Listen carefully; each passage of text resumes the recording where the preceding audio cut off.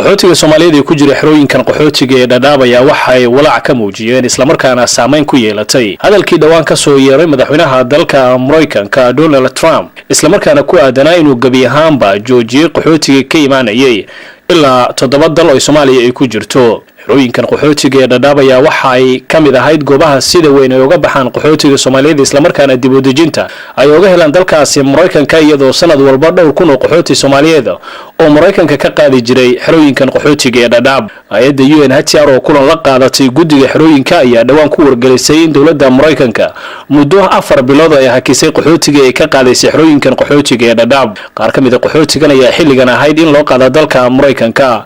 qaar kamid ah qaxootiga Soomaaliyeed oo la hadlay warbaahinta qaranka Soomaaliyeed ayaa waxay uga warameen saameynta ay arrintan ku yeelatay.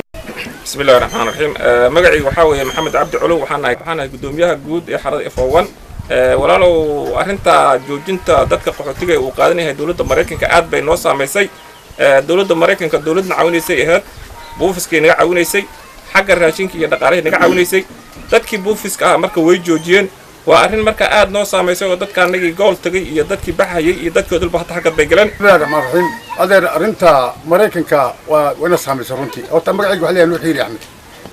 aad iyo aad bay arrinta noo saameysay sababtoo waxa weeye dad baa fiiri xataa deema galay oo xataa waxay iibsadeen dhar oo muxuu ahayd la leeyahay waa inay ku dhoofaan xibin shopping bay gateen xoolahoodii way xaraasheen guryahoodii waa dudumiyeen waa iibsadeen jegada way ka iibsadeen kadib dadka isaga haddana muxuu ahayd waa gool baa laga soo celiyaa aad iyo aad baan horta arrintaas iyo noo saameysay runtii haddaan nahay dadka qaxootiga degan dhibaatada hadda taala wax malin karta maaha.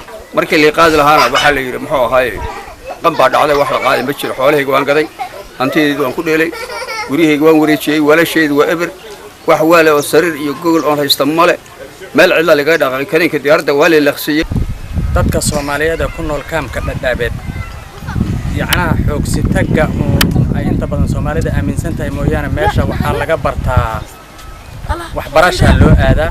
waxaan codsanayaa madaxweynaha cusub inuu xasiraada naga sii daayo hanti ma haysano guryaha naga waan gadnay wax walba waan dhamaynay inaan nala qaado yaan codsanaynaa. markaan gurigay iska gadan xoolahaygan iska gaday oo shopping iyo wax dhan diyaarsaday baalii soo celi boorsooyinkan aan wala xareeyay lii soo celi wax dhan iska gado alaabtaan dadka iska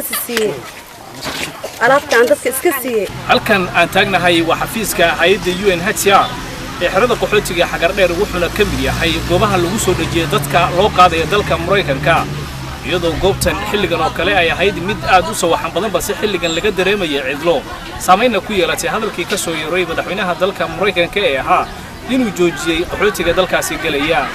Axmed Nuur Maxamed Cabdullaahi Gool raadiyaha TV-ga qaranka Soomaaliyeed xeryaha qaxootiga ee Dadaab.